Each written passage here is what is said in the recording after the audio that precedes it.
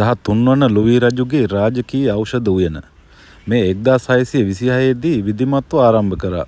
Zen ගඟේ ඉවුරට ඔබ්බෙන් පිහිටා ඇති මෙය යුරෝපයේ දුර්ලභ ඖෂධ හා ශාක වලින් මෙන්ම පාෂාණ වලින් කැටයම් කරලා තියෙනවා.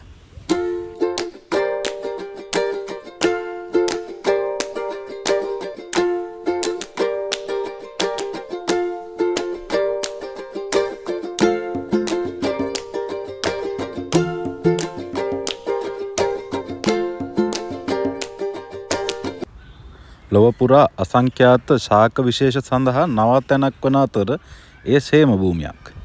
අලංකාර වීදුරු හරිතාගාරයක ඉපරණි ගස් සුළඟේ පත්‍ර හඬවමින් මුදු සුවරෙන් කතා කරන්නේ සවන් දීමට කැමති අයට කරන ආරාධනාවක් වගේ.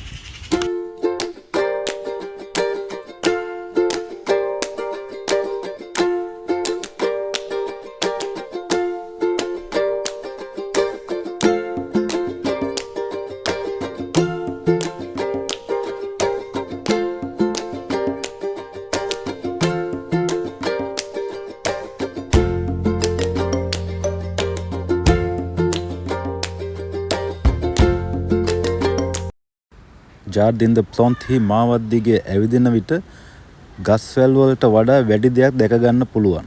ඒ විද්‍යාව, ගවේෂණය හා රැකවරණය.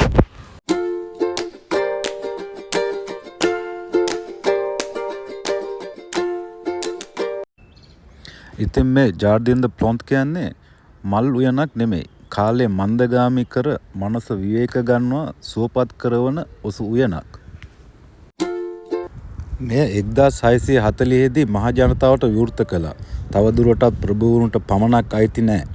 මේ කාලය ගත කරන දිග බංකු ලෝකයේ ඕනම කෙනෙක් පිළිගන්න බලාගෙන සිටිනවා.